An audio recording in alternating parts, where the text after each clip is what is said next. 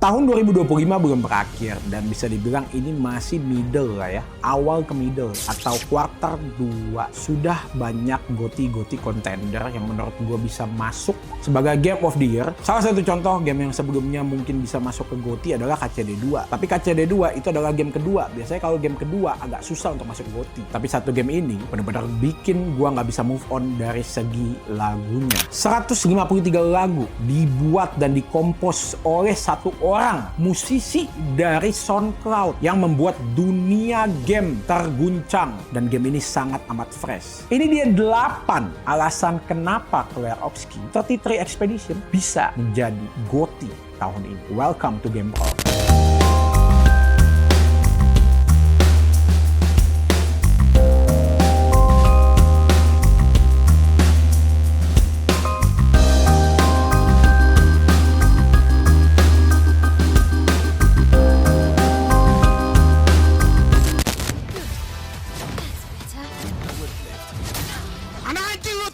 Klerovski, dibacanya Klerovski. Game RPG turn based. Gua anti banget dengan turn based. Karena setiap gue main turn based, pasti gue lumayan mengantuk. Ada rasa deg-degan ketika kita pilih skill dimana untuk membuat kita bisa menang melawan bos yang besar banget yang kita pikir, wah bisa menang gak ya? Tapi di game ini, serunya bukan hanya pas giliran lu, tapi pas giliran musuhnya. Lu benar-benar bisa, level 1 pun bisa memenangkan lawan bos endgame. Kalau lu git good dan punya skill memainkannya. Ini benar-benar bisa lu lakukan di difficulty paling tinggi pun. Expert, kalau lu laki main game ini di expert, itu lu bisa melakukan hal tersebut. Gue melawan bos terkuat, salah satu bos terkuat yang biasa mostly orang lawannya di act 3 atau act terakhir. Gue melawannya di level 30 dengan modal parry dan sekitar hampir 1 jam gue bisa mengalahkan bos tersebut. Itu bisa dilakukan di game Klerovski ini. Karena dia bukan sekedar game turn based, dimana dia memutar semua fitur-fitur yang ada di game zaman sekarang disatukan di game Klerovski ini. Dari segi pencetan, ketika kita nyerang harus pas untuk pencetannya perfect. Ini salah satu fitur dari Legend of Dragon, game turn based zaman dulu. Dan fitur parry yang berasa seperti Souls-like Sekiro ketika musuh menyerang kita. Dan ada fitur dodge juga. Misalnya kalian susah dan kurang jago parry, bisa pakai fitur dodge, di mana timing dodge lebih mudah dibanding timing parry. Itulah hal yang membuat gua pede kalau game ini akan GOTY. Gila banget men, fitur parry-nya men. Dan rasanya itu bener-bener enak ketika lu bisa parry serangan musuh. Abis itu kalau lu full parry, lu bisa counter attack auto. Dan itu animasi counter attack, sound efeknya, dan scoring lagunya tuh bakal ke-mute sebentar pas lu counter attack, slow motion, dar! Anjir, itu lebih enak dari apapun gitu. YouTuber luar bilang lebih enak dari seks. Jadi dia membuat target-target game turn based ke depannya itu bakalan standarnya seperti ini. Dia membuat genre baru. Gue belum tahu, mungkin FRPG, yaitu French RPG, karena ini game dari Prancis. Kalau misalnya Persona itu JRPG, mungkin ini JRPG tapi FRPG, karena benar-benar ini orang pertama yang membuat inovasi game turn based bisa parry dan bisa dodge. Dan itu yang membuat gua anti turn based jadi suka dengan game ini dan memainkannya sampai tamat di 75 jam. Gua melawan bos yang paling kuat, yang sebenarnya belum cukup umur atau level kita belum cukup. Di game turn based lain, udah pasti lu satu hit mati kalau difficulty paling tinggi. Tapi di game ini lu bisa melakukannya dan mengalahkannya, walaupun lama, tapi lu bisa. Dengan lu parry semua serangannya, lu bisa mengalahkannya. Dan lu berasa menjadi dewa. Dewa parry yang jago. Full parry gua sih kak, serius. Makanya gua harus jagoin, karena gua udah dedikasiin full parry.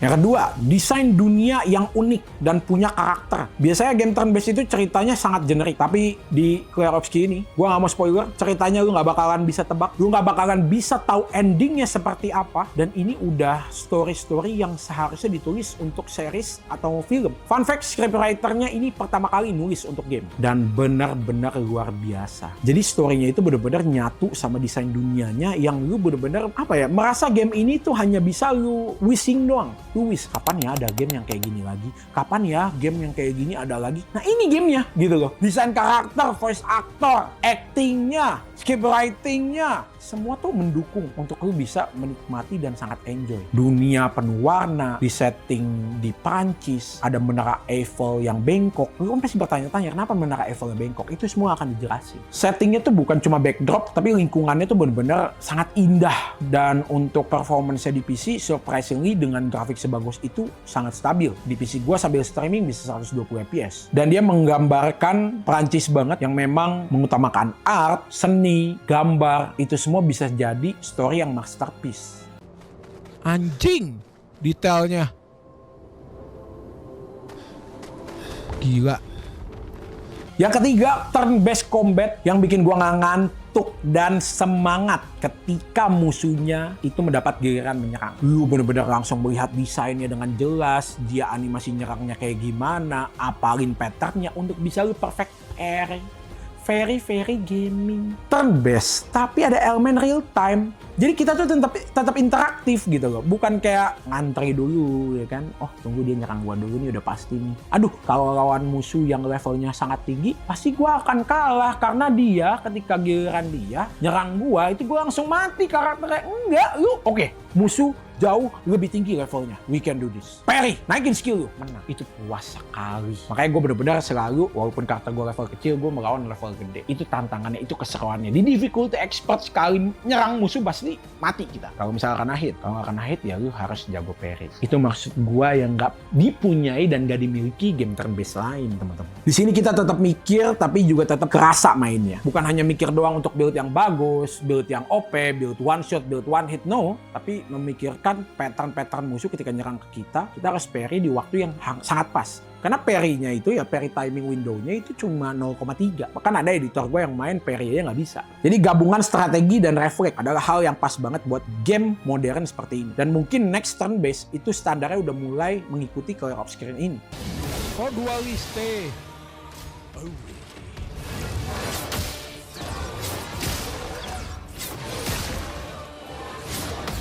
Yang keempat, cerita dengan konsep kematian yang absurd tapi kuat. Biasanya, kalau dari cerita, gue takut ke spoiler aja buat kalian yang belum main atau belum tamat. Tapi gue cuma mau bilang, cerita dari game ini, lu nggak bisa tebak arahnya kemana. Dan lu bener-bener bingung sebelum lu research dan sebelum lu mikir dari awal. Karena apapun yang lu lakukan dari awal, di X1, di demo, atau dari game sinopsisnya. Kalau ini bukan spoiler ya, ini game sinopsisnya. Satu dunia, Lumiere, itu Lumiere nama kotanya, itu akan hilang ketika menyentuh usia tertentu. Karena game ini 33 expedition, jadi semua orang yang umur 33 itu akan go match. Go match atau go match itu dalam bahasa Prancis adalah hapus, dihapus, hilang, kayak Thanos snap. Nah, Expeditioner ini seperti mereka itu para penjelajah untuk melihat dan mencari tahu apa penyebab manusia itu setiap tahunnya di usia tertentu akan hilang dan mati dan go match. Itulah sinopsis ceritanya. Nah, dari sini kalian tinggal enjoy dan mainin gamenya atau nonton walkthrough gua, nonton live replay gua dari episode 1 sampai akhir untuk tahu ceritanya seperti apa. Indah dan bener-bener unexpected. Ini story yang lu bisa dapetin, story writingnya tuh biasanya di film-film bagus atau di series-series yang berseason-season. Jujur 75 jam gue main, gue mau main lagi. Rasanya, gue itu kan anti banget sama main New Game Plus ya. Yang hitungannya main dari awal lagi dengan musuh yang lebih kuat. Tapi di game ini, gue ada rasa untuk memainkannya lagi. Tapi sayangnya mungkin gak bakal bisa dapat experience ketika pertama kali kita mainin. So, ditunggu game keduanya ya, Sandfall. Tapi kalian bayangin nggak, dari story-nya ini, script writing-nya tuh benar-benar nggak pernah nulis untuk game sama sekali. Dan Sandfall Games ini adalah perusahaan baru, kita bisa sebut indie. Karyawannya nggak nyampe 100, membuat story dan game yang keren seperti ini. Dan dia ada beberapa orang mantan karyawan Ubisoft yang memiliki ribuan karyawan.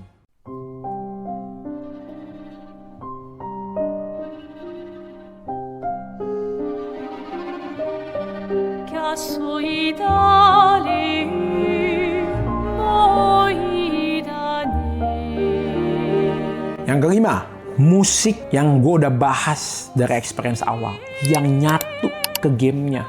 Lu bayangin, lu ngelawan NPC buat lucu-lucuan, lagunya seenak ini bos.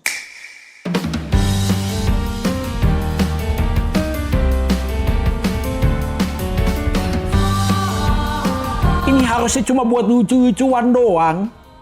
Buat lu dapetin barang. Tapi lagunya sebagus ini. Di game-game lain itu ini lagu jadi lagu bos terakhir atau mungkin lagu karakter penting gitu. Jadi musisi yang di-hire sama mereka adalah musisi underrated dari SoundCloud. Belum dimonetize lah. Monetisasi pertama untuk komersil seorang Laurel ya. Dia ngekompos dan ngegoreng 153 lagu dan bagus semua. Dan berbagai genre. Luar biasa lagunya temen-temen. Absolute cinema, cutscene-nya, penaruhan lagunya. Even lagu ketika kita mati, lagunya enak. Claire Obscure. Kalian tahu arti Claire Obscure apa? Kalau di bahasa Inggris itu Claire Obscure ya. Claire Obscure dibacanya. Kalau Prancis Claire Obscure itu hitam putih, cahaya dan kegelapan. Kota Lumière itu adalah lampu atau cahaya dalam ceritanya, Pak. Kalau lu udah tahu ceritanya. Dan pendekatan sinematik kayak gini bakal jadi standar baru di industri game. Dan tim dari Sandfall Interactive tahu banget cara gunain itu buat sebuah narasi gitu. Dari lagu-lagu yang enak dan ada komedinya juga. Lu beneran harus main dan cobain. Kalau belum sih lu, aduh ngaku gamer gak main game ini sih. Aduh, apalagi belum tamat kayak editor gue ya. Jangan ditiru teman-teman. I didn't make the rules between you two. You're fighting to change things. For those who come after. Right?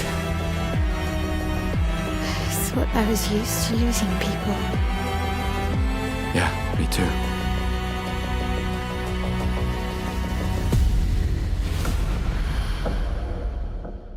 Biasa Souls-like atau game Soul itu ceritanya ya biasa aja gitu.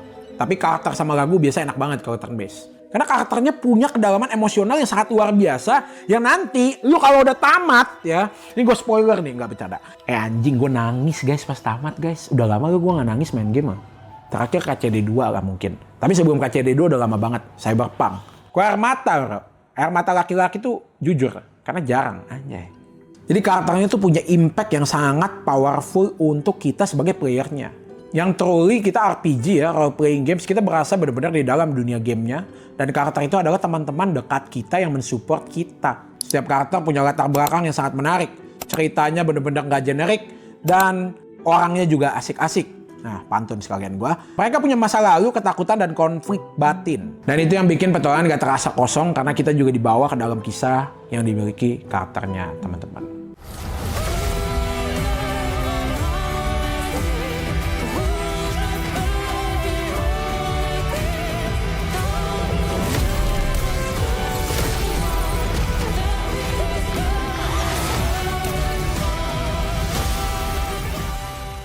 Yang ketujuh adalah berani untuk ngebentuk ulang game RPG dan turn-based. Claire Obscure datang dari studio indie Perancis, teman-teman. Mereka berani main di genre game yang biasanya dikuasai Jepang. Mereka hadirkan sistem kompleks dan cerita yang sangat dalam. Menariknya, mereka nggak coba ngikutin gaya Jepang. Lebih artistik, lebih eksperimental, tapi harus diakui, sangat bisa dinikmati. Biasanya genre baru itu membuat, apa sih? Kok harus kayak gini? Kok ini? Ini genre baru, tapi aku mau yang seperti ini dari dulu. Game ini adalah game Final Fantasy yang mereka kangenin dan mau dari dulu. Fitur baru, interaktif, tapi nggak menghilangkan turn-based-nya. Nggak tahu ya, ini Sandfall bakal nyebut Claire Obscure ini sebagai game apa? Turn-based RPG, turn-based parry, atau turn-based Souls game, atau FRPG, yaitu Friends RPG. Dan udah pasti game ini bakal ngebuka pintu buat game RPG baru yang lebih variatif ke depannya, standar baru juga yang membuat perusahaan game semakin mau bikin gamenya pakai hati dan lebih bagus seperti perusahaan Sandfall ini. For those who come after, right? Tomorrow is the new day. Itu kata-kata bakal dalam banget kalau kalian sudah mainin sampai tamat. For those who come after. Untuk mereka yang akan datang setelahnya. Anjir! Ini game kata-katanya gila banget. For those who come after tuh keren banget, gila. Untuk menstandarkan semua game ke depannya harus lebih bagus. Lumiere is not my home. Not the way it is for you. Having second thoughts about the expedition? Please. I'm more ready to go than you are. Dan yang terakhir ke-8 pastinya bebas dari microtransaction, tidak bisa beli equip dari awal seperti AC Shadow. Fokus ke experience kalian bermain. Karakter kalian kuat itu tergantung kalian, tergantung skill kalian, tergantung kalian nge-build-nya juga, tergantung experience kalian juga ketika melawan bosnya. Dan detail-detail beberapa cutscene, detail-detail dari baju yang kalian pakai, dari story yang kalian pilih, itu ngaruh ke semua story-nya, teman-teman. Gak ada live service, gak ada battle pass. Jadi lu sekali beli udah paket lengkap. Paling pilihannya ya di Lux Edition kalau lu mau kostum-kostum lucu. Poin-poin tersebut yang membuat esensi RPG itu sebenarnya tetap ada gitu. Kalau misalnya kalian RPG single player bisa microtransaction, even gua nggak beli pun itu rasanya udah nggak enak ngeliatnya. Anjir, jadi tujuan lu main RPG apa gitu? Story doang. Jadinya nggak ada dapat discovery baru, ya kan? Discover barang baru. Wah, anjir ini senjata apa nih kayak gitu? Itu esensi itu. Kalau nggak, jangan ada microtransaction coy di game RPG. Kecuali MMO lalu lawan orang PvP oke lah. Tapi ini RPG kan. Esensi grinding equipnya yang lu pengen rasakan gitu. Jadi begitulah menurut gua Dylan Pros 8 alasan kenapa Clair Obscur Expedition 33 harus jadi GOTY 2025. Buat kalian yang belum main atau udah main atau yang sudah tamat bahkan atau yang sudah platinum, coba share di komen. Karena dari gua 75 jam gameplay, ini game perfect. Experience yang mengubah hidup gua juga. Lagunya sampai sekarang gua sering setel pas mandi karena lagunya terlalu enak. Dan salah satu lagunya yang nyanyi Victor Borba, bro. Yang nyanyi I bury the light deep within. Langsung cobain, harganya nggak nyampe sejuta, nggak nyampe 800.000 di Steam. Dan kalau kalian berlangganan Game Pass, katanya kemarin game ini tinggal kalian download saja gratis. Sampai jumpa di video selanjutnya. Kalau nggak GOTY game ini, gue bingung. Minimal best music, teman-teman. 153 lagunya bagus semua. Ditunggu game pro selanjutnya. Sampai jumpa lagi. And I'm Dylan Pros, signing out. Merci beaucoup. Monami. Oh ya, satu lagi. Game ini nggak ada walkie-walkie.